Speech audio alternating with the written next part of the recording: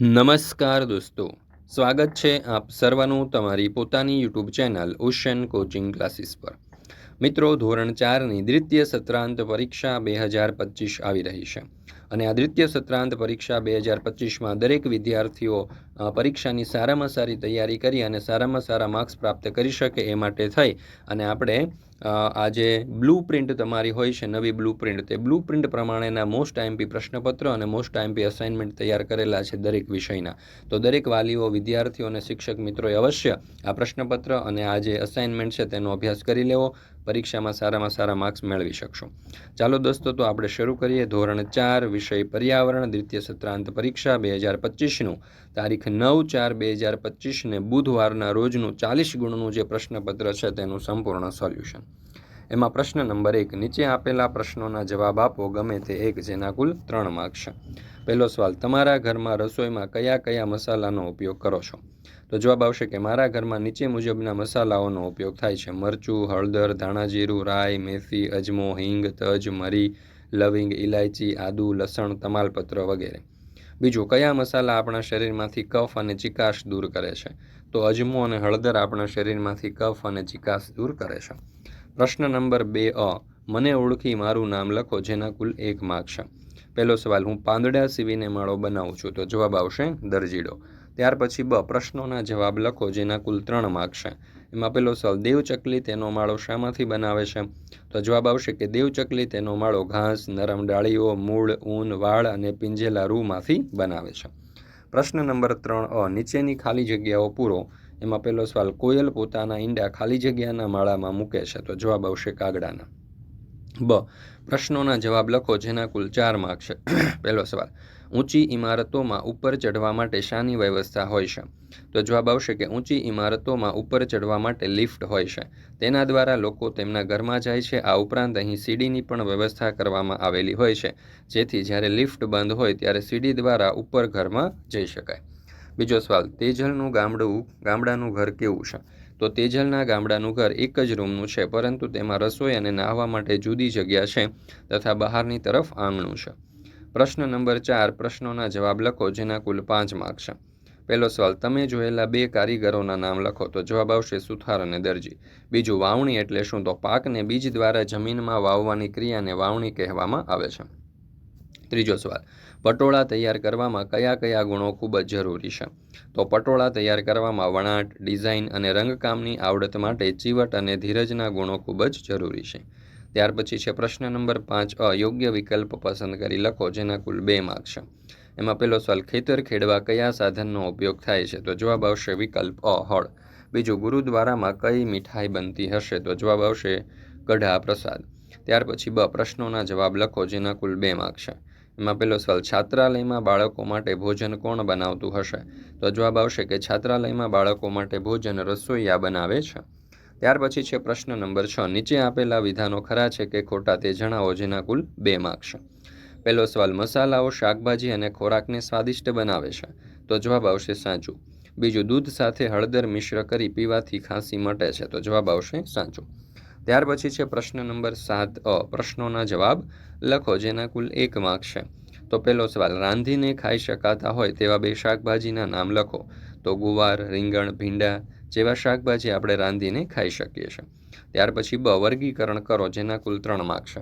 તો અહીંયા આપણને કહ્યું છે કે નીચે આપેલા શાકભાજીને ખાવાની રીત મુજબ યોગ્ય ખાનામાં લખો। રાંધીને ખાઈ શકાય અને કાચા ખાઈ શકાય। તો રાંધીને ખાઈ શકાય તેમાં આવશે ગુવાર, રીંગણ અને ભીંડા। કાચા ખાઈ શકાય તો કાકડી, ટામેટા અને બીટ। ત્યાર પછી છે બીજું, નીચે આપેલા શાકભાજી અને ફળોનું વર્ગીકરણ કરો। તો શાકભાજીમાં આવશે ભીંડા, કાકડી અને બટાટા। ફળોમાં આવશે ચીકુ, પપૈયા અને સફરજન। મિત્રો, ધોરણ 3થી 8ની જે દ્વિતીય સત્રાંત પરીક્ષા 2025 છે તેના માટે ખાસ ઉપયોગી એવા જે મોસ્ટ આઈએમપી બ્લુ પ્રિન્ટ મુજબના જે પ્રશ્નપત્ર અને બ્લુ પ્રિન્ટ મુજબના જે અસાઇનમેન્ટ છે, તે અસાઇનમેન્ટ અને પ્રશ્નપત્ર જે છે તમને રેડી ટુ પ્રિન્ટ ફોર્મની અંદર મળી જશે। અને સાથે સાથે આ જે બ્લુ પ્રિન્ટ મુજબના જે પ્રશ્નપત્રો અને અસાઇનમેન્ટ છે ને, તે આપણે તમારા ગયા વર્ષના જે જૂના પ્રશ્નપત્ર હોય, તમારી જે એકમ કસોટીઓ છે અથવા તો તમારી જે સ્વ અધ્યયન પોથીઓ છે, તેમાંથી મોસ્ટ આઈએમપી પ્રશ્નો આપણે વીણીને તૈયાર કરેલા છે। એટલે પરીક્ષાની તૈયારી માટે ખૂબ જ ઉપયોગી સાબિત થવાનું છે। આપણી ગેરંટી છે કે તમને આ બ્લુ પ્રિન્ટ પ્રમાણેના પ્રશ્નપત્ર પ્રશ્નપત્ર અને અસાઇનમેન્ટ બીજે કોઈ પણ જગ્યાએ નહીં મળે, માત્ર ને માત્ર આપણી પાસેથી જ ઉપલબ્ધ છે. તો જરૂરથી એનો અભ્યાસ કરી લેજો. દરેક વાલી મિત્રો, શિક્ષક મિત્રો અને વિદ્યાર્થી મિત્રોને વિનંતી છે. અને બીજું કે જો તમે તમારી શાળા, ક્લાસીસ કે સંસ્થાના નામ અને લોગો સાથે પણ પ્રશ્નપત્ર મેળવવા માંગો છો તો પણ તમે બનાવી શકો છો. વધારે માહિતી માટે તમને અહીંયા નંબર આપેલો છે 7046222254. આ નંબર ઉપર કોન્ટેક્ટ કરી અને સંપર્ક કરી શકો છો. એટલે કે દરેક વિદ્યાર્થીઓએ અવશ્ય આ પ્રશ્નપત્ર જે છે તેની PDF મેળવી અને અભ્યાસ કરી લેજો. પ્રશ્ન નંબર 8. પ્રશ્નોના જવાબ લખો જેના કુલ 1 માર્ક છે. પહેલો સવાલ, અબુધાબીના રણ પ્રદેશમાં કયા વૃક્ષો વધુ થાય છે? તો અબુધાબીના રણ પ્રદેશમાં ખજૂરીના વૃક્ષો વધુ થાય છે. બીજો સવાલ જે 2 માર્ક્સમાં છે, ભારત દેશનું ચલણ જણાવો. તો ભારત દેશનું ચલણ રૂપિયો છે, જેમાં સિક્કા અને નોટો બંનેનો સમાવેશ થાય છે. સરકાર દ્વારા 1 રૂપિયો, 2 રૂપિયા, 5 રૂપિયા, 10 રૂપિયા, 20 રૂપિયા વગેરે સિક્કાઓ બહાર પાડવામાં આવ્યા છે. અને નોટની વાત કરીએ તો સરકાર દ્વારા 1, 2, 5, 10, 20, 50, 100, 500 અને 2000 વગેરે રૂપિયાની ચલણી નોટો બહાર પાડવામાં આવેલી છે. ત્યાર પછી છે પ્રશ્ન નંબર 9. નીચેના પ્રશ્નોના જવાબ લખો ગમે તે 3, જેના કુલ 6 માર્ક છે. પહેલો સવાલ, ઊંધિયું બનાવવા કયા કયા શાકભાજીનો ઉપયોગ થાય છે? તો ઊંધિયું બનાવવા બટાકા, રીંગણ, ટામેટા, દૂધી, ગુવાર, વાલોળ, શિમલા મિર્ચ, લીલા ધાણા, આદુ, શક્કરિયા, સુરણ, સુરતી, પાપડી વગેરેનો સમાવેશ થાય છે. બીજો સવાલ, તમે ટીવી સિવાયના મનોરંજન માટે કઈ કઈ વસ્તુઓનો ઉપયોગ કરો છો? તો હું ટીવી સિવાયના મનોરંજન માટે મોબાઈલ, પિયાનો, ગિટાર, ક્રિકેટ રમવા માટે બેટ, બોલ વગેરે વસ્તુનો ઉપયોગ કરું છું. ત્રીજો સવાલ, તમારા ઘરમાં મહત્ત્વના નિર્ણયો કોણ લે છે? તો જવાબ આવશે કે મારા ઘરમાં મહત્ત્વના નિર્ણયો મારા મમ્મી પપ્પા લે છે.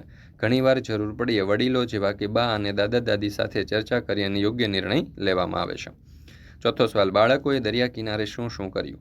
તો બાળકો દરિયા કિનારે રેતી અને પાણીમાં રમ્યા. બાળકોએ ચકડોળમાં સવારી કરી, ભેળપૂરી ખાધી, ફુગ્ગાઓ લીધા અને બરફના ગોળા ગુલ્ફીની મજા માણી. ત્યાર પછી છે પ્રશ્ન નંબર 10. યોગ્ય જોડકા જોડો, જેના કુલ 4 માર્ક છે. એમાં પહેલું છે અમદાવાદ. તો અમદાવાદને આપણે જોડીશું ક સીદી સૈયદની જાળી સાથે. જૂનાગઢને જોડીશું અ ગિરનાર સાથે. ગાંધીનગરને જોડીશું અક્ષરધામ મંદિર સાથે અને નર્મદાને જોડીશું આપણે સ્ટેચ્યુ ઓફ યુનિટી સાથે. મિત્રો, આ દ્વિતીય સત્રાંત પરીક્ષા પૂરી થાય ને એટલે તમારું વેકેશન પડશે અને વેકેશન માટે તમારા માટે ખાસ અને એક મહત્ત્વની સૂચના છે કે વેકેશનનો તમે સદુપયોગ કરી શકો છો વૈદિક મેથ્સ અને સ્પોકન ઇંગ્લિશ જેવા કોર્સ કરીને. તો મિત્રો, આપણે વેકેશનની અંદર 2 પ્રકારના કોર્સ લોન્ચ કરેલા છે. એક છે વૈદિક મેથ્સનો અને બીજું છે સ્પોકન ઇંગ્લિશનો. વૈદિક મેથ્સની ફી માત્ર 100 રૂપિયા છે. સ્પોકન ઇંગ્લિશની ફી માત્ર 1499 રૂપિયા છે.